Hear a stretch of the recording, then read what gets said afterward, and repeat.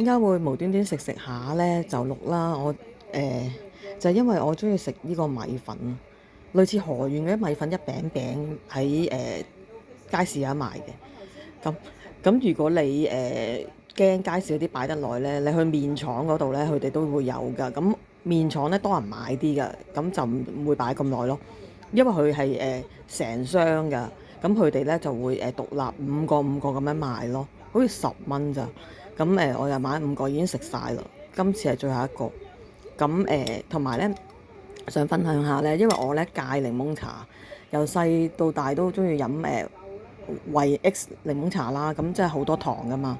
咁我都年紀大啦，咁就想身體好啲啦，就戒咗噶啦，戒咗成年嘅啦，差唔多。咁就自己沖支茶飲咯，自己沖烏龍茶啊、桂花茶啊，咩茶都好啦。跟住沖完之後，裝一大樽咧，擺喺雪櫃度雪凍佢，跟住倒嚟飲，其實都幾好飲咯。因為我平時喺出街我都會買茶飲噶，一支支嗰啲茶飲，咁變咗自己整咧就慳啲啦，同埋就喺屋企我可以咁樣做咯。